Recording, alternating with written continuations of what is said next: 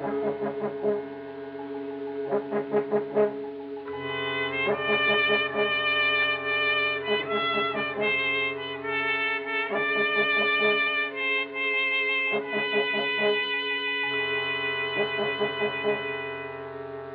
plan was almost laughable in its conception. The beginning was 4 months ago. The place, Krakow, Poland. There were two friends, Joseph Ostrowski, a superintendent in the state bus works, and Frederick Zielonko, an executive of the state radio broadcasting company. Both were over 40, both unmarried. They met regularly on Saturday nights for dinner and an evening of chess. In May of 1956, on just such a Saturday, Zielonko was trying to maneuver.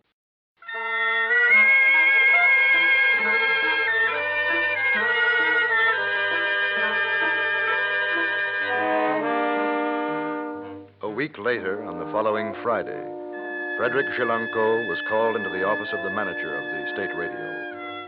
The man's name was Korzun. He liked Zielonko, and he offered his subordinate a cigar. That evening, Zielonko called his friend Joseph Ostrowski. They had not seen or spoken to each other since the preceding Saturday, but Zielonko had made up his mind, now that the chance of escape had become a reality, and he wanted Ostrowski to join him. An hour later, they were together in Zielonko.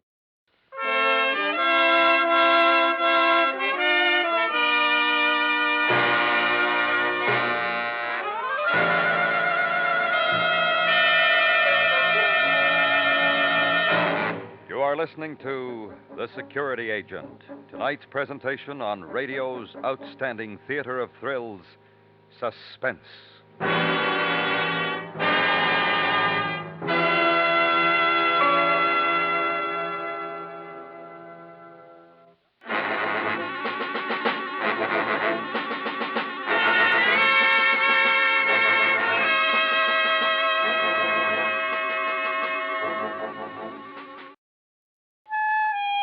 They talked and made their plans far into the night.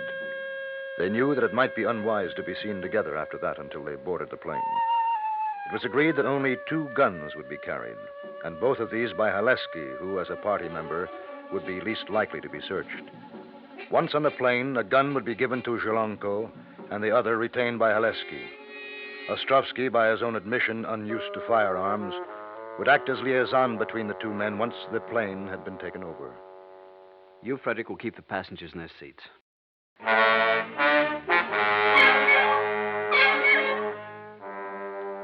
The next 3 days went slowly. Now that the decision had been made, Zielonko became increasingly wary.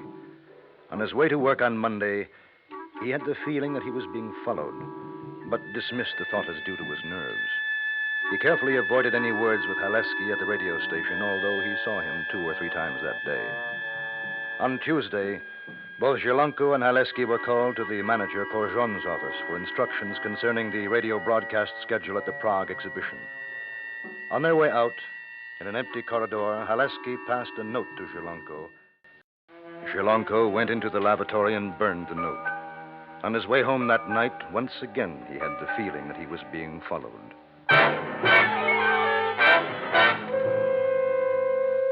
On Thursday, the day before he was to leave, Zielonko wrote a letter to his uncle in Warsaw, a man for whom he had great respect and love. He said, in part, "You will, I think, understand why I'm doing this.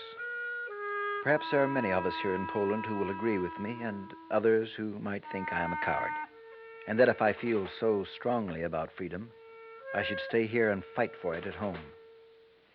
My dear uncle, if I can accomplish any small thing in the free world, it'll be to say the things that need to be said about what is happening here.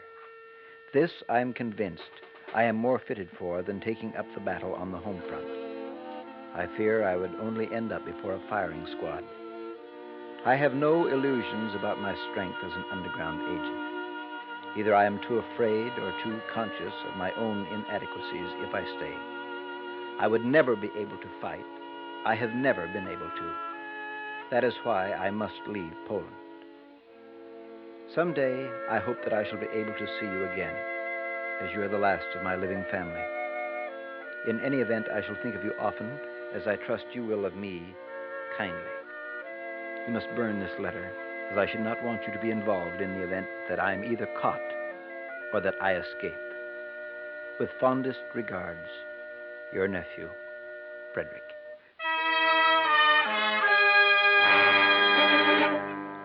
On Friday morning, in the second week of June, the sleek transport plane began loading passengers at the Krakow airport.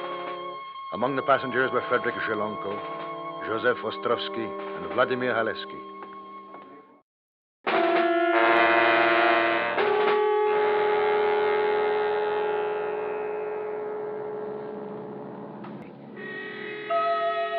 The plane flew at 10,000 feet over the Czech border. 26 passengers looked down to earth as the announcement was made, and although there was no difference, each thought that he noticed a change in the landscape as the invisible line was crossed. Korjon moved down the aisle with a glass of vodka in his hand. He smiled benignly at Zhelonko. He moved away, pink-cheeked, affable, and Zhelonko wondered what his friend Joseph Ostrovsky was thinking and felt sorry for him because he had to sit alone, without a gun. In his seat, Ostrovsky was thinking of Zhelonko and wishing that it was all over.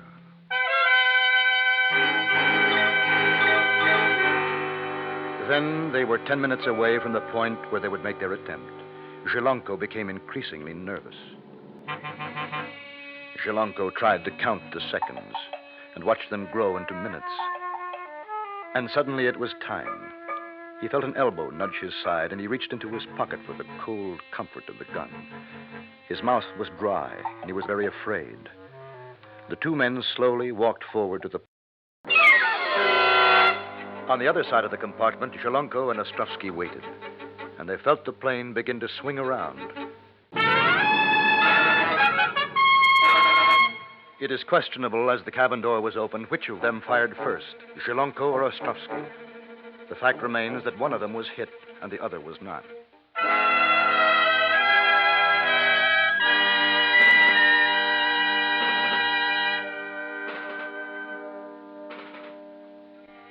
Three weeks later, two men met in a hospital room in Vienna. The one, lying thin and pale in bed, was Joseph Ostrovsky. The other, his good friend Frederick Zhelonko.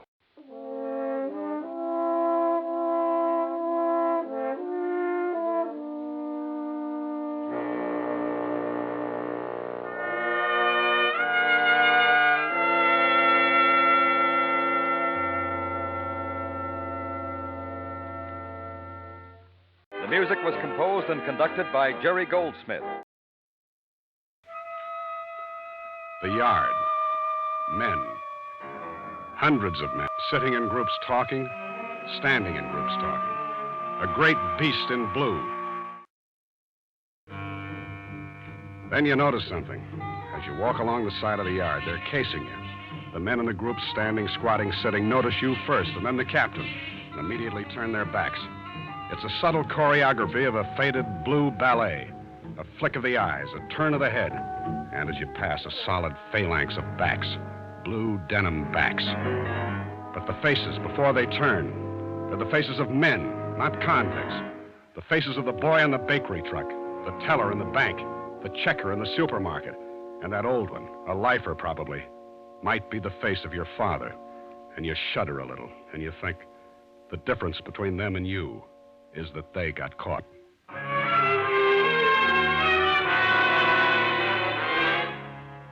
Captain Wolf shows you the dining hall, where dinner begins at 3:30 in the afternoon, in order that 5,500 convicts, eating in shifts, can finish their evening meal by 6:30. He shows you condemned row. He shows you the death house. A feeling of suffocation grows on you. The pall of prison begins to shroud you. You've had it, and you want to walk out of those gates as fast as you can, because you can.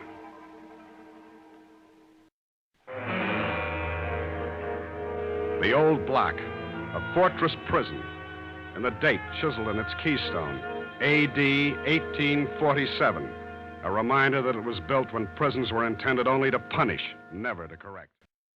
front of the heavy steel door, but no guard peers through the bulletproof glass peephole. The door is not instantly unlocked like the others had been. That's funny.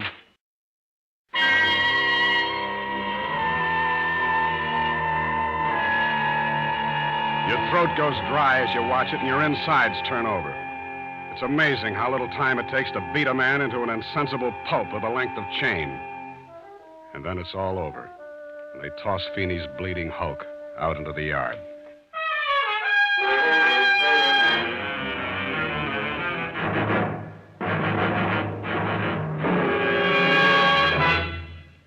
Feeney's broken body away, it doesn't take long for supper to arrive. Rolled up to the door on steam carts by frightened trusties. The men of the old cell block fall to with an appetite you can't share. Not only because the soup is greasy and thin, and the bread rough and thick, but also because you've just seen a man nearly... You dictate the story as fast as you can, including the mutineers' list of demands. Abolition of the dungeon, better food, abolition of the use of straitjackets, chains, whips, and blackjacks, and no reprisals against the prisoners involved in the mutiny.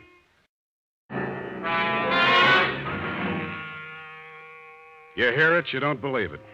And then you think of Feeney, and you're not so sure. The time drags on. Some of the men go back to their cells to sleep in the unaccustomed half-freedom of open doors. A couple of them pull the doors quietly shut because sleep is impossible with the doors open. 8 o'clock. 9 o'clock. 10. Well, paper's on the street now. 11 o'clock. The tension mounts. Slowly, Conrad's midnight deadline approaches. The hands creep toward 12. They meet, point upward. 10 seconds. 15. Nothing happens.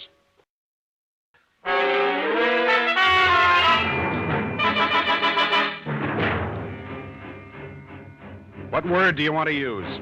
Pandemonium, chaos, anarchy? They all fit. While the screaming guard is beaten into unconsciousness, the roaring men break apart the wooden furniture, dump the cots over the balconies, rip open the mattresses, and build a fire in the middle of the cell block. And at last, after the guard has been dumped into the yard and carried away,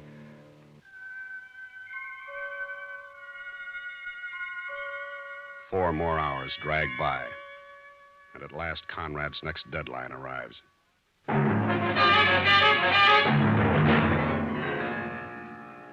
So the greenhorn kid gets his and is dumped into the yard.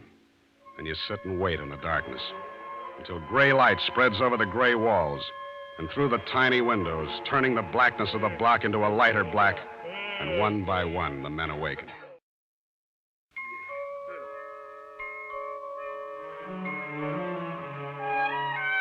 Another hour goes by, and it's breakfast time. Hey, Conrad, when do we eat? We wait and see. But I'm hungry. We wait. 8 o'clock, that's the deadline.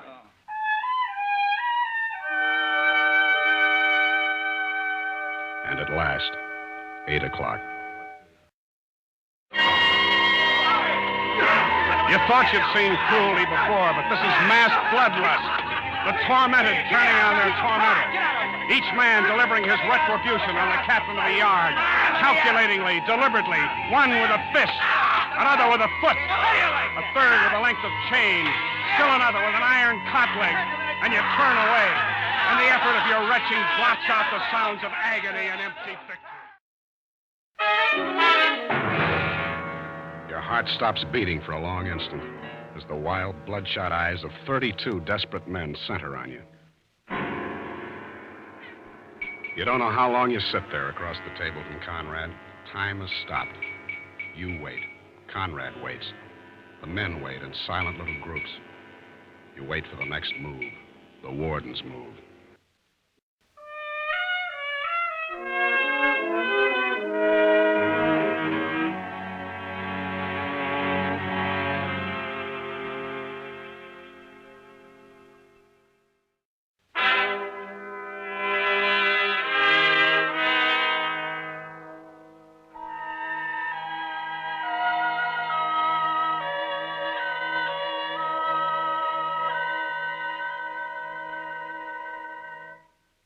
The original musical score was composed and conducted by Jerry Goldsmith.